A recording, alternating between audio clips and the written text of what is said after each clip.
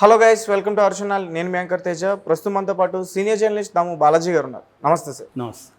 అయితే బెంగళూరులో జరిగిన రేవ్ పార్టీలో నటి హేమ గారిని అరెస్ట్ చేయడం మనందరికీ తెలిసిందే. అయితే రీసెంట్గా ఆమె బయటకు వచ్చారు.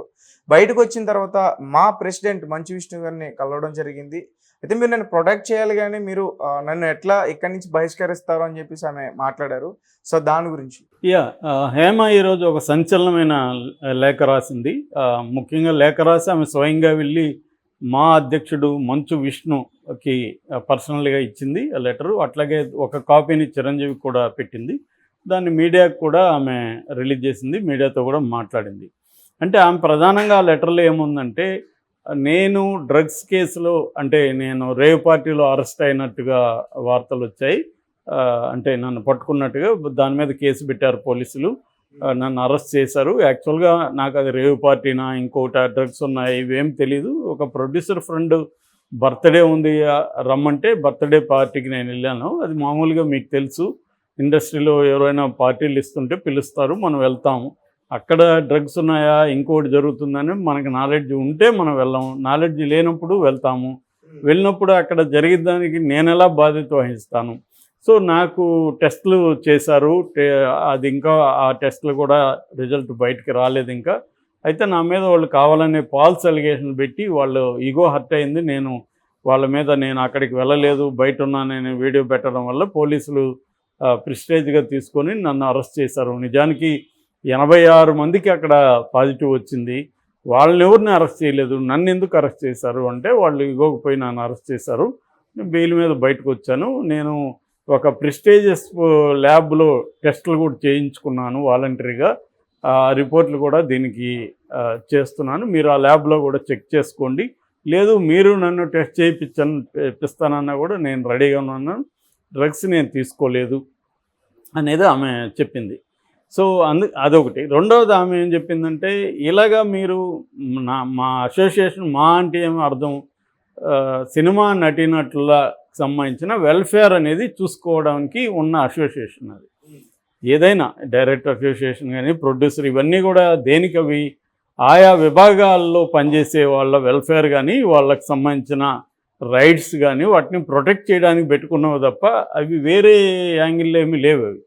సో అట్లాంటప్పుడు మీరు నాకు ఒక అన్యాయం జరిగి నేను ఒక అన్యాయంగా కేసులు ఇరికిస్తే నాకు మీరు సపోర్ట్ చేయాల్సింది పోయి నా ప్రాథమిక సభ్యత్వాన్ని మీరు ఎలా తీసేస్తారు అన్న ఆవేదనతో ఆమె ప్రశ్నించింది. యాక్చువల్ నేను ఇదే విషయాన్ని 2-3 సార్లు చెప్పాను. మంచు విష్ణు చేసింది ఖచ్చితంగా తప్పని నేను చెప్పాను. ఎందుకంటే ఈమె శిక్ష పడి జైలుకి వెళ్తే అది వేరే వ్యవహారం, శిక్ష పడలేదు. ఆమె మీద అభియోగాలు ఆరోపించారు. సో ఆరోపించినంత ఇప్పుడు నా మీద ఒక ఆరోపణలు వస్తే నేను నేరస్తుడు కాదు కదా, ఓకే, అక్యూజుడు మాత్రమే, నిందితుడు మాత్రమే నేను. సో నేను అక్యూజుడు కాదు. ఈ తేడా విష్ణు లాంటి వాళ్ళకి తెలియకపోతే ఎలాగా? విష్ణు ఏమన్నాడు, పోలీసులు కానీ చెబితే నేను ఆమెను తీసేస్తానని ఫస్ట్లోనే అనౌన్స్ చేసి, పోలీసులు చెప్తే నువ్వెలా తీసేస్తావు? పోలీసులు చాలామంది మీద ఫాల్స్ కేసులు పెడతారు. సో పోలీసులు పెట్టిన ప్రతి కేసులు నేరస్తులేనా? రేపొద్దున వీళ్ళ మీద పెట్టరని గ్యారంటీ ఉంది. ఇంతకుముందు కూడా ఇదే మోహన్ బాబు వాళ్ళ మీద కేసులు లేవా? గతంలో వాళ్ళ బ్రాహ్మణుల మీద అటాక్ చేశారని చెప్పి వీళ్ళ మీద కేసులు లేవా? మరి వీళ్ళు నిందితులు కాదా? అదొకటి. రెండోది, అతను మోరల్ యాంగిల్లో మాట్లాడుతూ ఉన్నాడు, అంతే కదా. లీగల్ యాంగిల్లో ఆమెకు శిక్ష పడలే. మోరల్ యాంగిల్ ఏంటి? ఒక నేరం ఆరోపిస్తే వాళ్ళు నేరస్తులు అన్నట్టుగా తీసేస్తామని అనేది మోరల్ యాంగిల్ తప్ప అది ఇంకేమీ యాంగిల్ కాదు. అంత మోరల్ యాంగిల్ ఉంటే ఈయన 2 ఏళ్ళు అయిపోయింది టర్మ్, రిజైన్ చేయాలి కదా. ఎందుకున్నాడు కంటిన్యూస్గా? ఎలక్షన్లే జరపలేదు. సో విష్ణుకి మోరల్ యాంగిల్ మాట్లాడే రైట్ ఏముంటుంది? అతను యాక్చువల్గా ఆ ఎన్నికలు ఎలా జరిగాయి కూడా చూసాం మనం. అంతకంటే ఘోరం ఉంటుంది ఆ ఎన్నికలు జరిగిన ఘోరాలు మనం చూసాం కదా. ఒక్కొక్కరికి డబ్బులు ఇచ్చి ఎక్కడెక్కడో తెప్పించి దాదాపు 800 మంది ఆర్టిస్టులని రప్పించి, వాళ్ళు అసలు ఎప్పుడు ఆర్టిస్టులు రిజైన్ అయిన జెనీలియా లాంటి వాళ్ళంతా కూడా రప్పించారు. మరి ఇదేం మోరల్ యాంగిల్? నువ్వు ఇదేం డెమోక్రసీ? మరి అంత నువ్వు అన్డెమోక్రటిక్గా గెలిచి ప్రెసిడెంట్ అయ్యి నీ సభ్యురాలకి మాత్రం మోరల్ యాంగిల్లో నువ్వు పుడుచుకొని వచ్చిందా నీకు? సో ఇక్కడ ఏంటంటే ఇంతకంటే హిపోక్రసీ ఉండదు. సో ఆ విష్ణు చేసింది ఖచ్చితంగా ఖండించాలి. అది మిగతా వాళ్ళు కూడా ఖండించలేదంటే ఆశ్చర్యం. అదే పెద్దవాళ్ళకి ఏ మహేష్ బాబుకి జరిగితే ఇలా చేయగలరా వీళ్ళు? ఏ చిరంజీవికి జరిగితే చేయగలరా? సో ఇక్కడ క్లియర్గా ఏంటంటే ఆమె జరిగేసరికి ఆమె ఏదో చిన్న ఆర్టిస్టు, ఇక్కడ మోరల్ యాంగిల్, నీతి న్యాయం ఇవన్నీ గుర్తుకొస్తాయి వీళ్ళకి. రెండోది మహిళ, ఇవన్నీ వచ్చేసరికి ఆమె మీద లైంగికంగా ఆమె అమ్మాయిల్ని సరఫరా చేస్తున్న ఇంకోటి ఇది చేస్తున్నారు. అదేదో ఉంది కదా, మీలో నేరం చేయని వాడు ఎవరో రాయి విసరండి అని బైబిల్లో. అలాగే ఇక్కడ పతితుడు కాదు, ఎవడు నీతిమంతుడు కాదు, ఎవడి కింద వాళ్ళ వ్యవహారాలు ఉన్నాయి, ఇక్కడ మచ్చలు ఉన్నాయి. ఇది వదిలేసి ఇక్కడ నీతులు మాట్లాడుతూనే కాలేదు ఇక్కడ. సో ఆ రకంగా ఖచ్చితంగా ఆమె అడగడంలో న్యాయం ఉంది. ఆమె డ్రగ్స్ తీసుకొని ఉంటే కూడా నిజానికి అది నేరం కాదు. ఎందుకంటే గతంలో రవితేజ మీద ఆరోపణలు రాలేదా, పూరి జగన్నాథ్ మీద రాలేదా, వీళ్ళందరినీ తీసాడా? వీళ్ళు తీయలేదు కదా. సో కాబట్టి డ్రగ్స్ తీసుకున్నారా లేదనేది లీగల్ వ్యవహారం, అది అంత తప్ప అది మోరల్ యాంగిల్ కాదు. డ్రగ్స్ తీసుకొని ఉన్నా కూడా మోరల్ యాంగిల్. నువ్వు తాగి బాగా ఫుల్గా ఒక ఫుల్ బాటిల్ తాగుతావు, ఫుల్ బాటిల్ తాగడానికి కొద్దిగా డ్రగ్ తీసుకోవడానికి పెద్ద తేడా ఏం లేదు, ఫుల్ బాటిలే ఎక్కుతుంది. కాబట్టి నువ్వు ఎలా డిసైడ్ చేస్తావు? కొన్ని దేశాల్లో నేను ఆ మధ్య థాయిలాండ్ వెళ్తే ఎక్కడ చూసినా అమ్ముతున్నారు, మొత్తం ఓపెన్గా కొనుక్కొని వాడుకోవచ్చు. సో కాబట్టి ఇది లీగల్గా మాట్లాడాలి తప్ప మోరల్ యాంగిల్కి వెళ్ళకూడదు. ఇక్కడ మన దేశంలో ఉండే ప్రాబ్లం ఏంటంటే మోరల్ ఏది లీగల్ ఏది అనేది తెలియక క్లియర్గా మిక్స్ చేసేస్తారు. లేదా వాళ్ళకి అవసరం వచ్చినప్పుడు మోరల్స్ మాట్లాడతారు, వాళ్ళకి ఇబ్బంది వచ్చినప్పుడు లీగల్గా మాట్లాడతారు. సో ఈ డ్యూయాలిటీ అనేది మనకి ఇబ్బందికరమైన విషయం. సో ఈ యాంగిల్లో ఆమె అడిగింది న్యాయం, ఖచ్చితంగా ఆమెను సపోర్ట్ చేయాలి. ఆమె డ్రగ్ తీసుకునిందా లేదనేది లీగల్ వ్యవహారం, రేవ్ పార్టీకి పోయిందా లేదనేది లీగల్ వ్యవహారం. రేవ్ పార్టీకి పోతే తప్పేం లేదు, అక్కడ ఏమన్నా డ్రగ్స్ తీసుకుంటే అది లీగల్గా తప్పు తప్ప ఇప్పుడు అన్ని చోట్ల పార్టీలు జరుగుతున్నాయి, వాటికి రేవ్ పార్టీ అని ఒక పేరు పెట్టి అదేదో రేవ్ పార్టీ అంటే చేసుకుంటారంట, ఇట్లా ఎవడికి తెలుసు అవన్నీ చూసారా మీరు? సో ఇవన్నీ కూడా ఏంటంటే ఎవడో చెప్పడం, ఇట్లా చేసుకుంటారంట అట్లా చేసుకుంటారని. సో దీని నుంచి లీగల్గా మాట్లాడడం, ఈ చెప్పేవాళ్ళకి అందరికీ ఛాన్స్ వస్తే వీళ్ళు కూడా వెళ్తారు. ఇట్లా ఉందంట వస్తావురా అంటే పోయేవాళ్ళే వీళ్ళకి ఏంటంటే మోరల్ యాంగిల్లో మాట్లాడడం.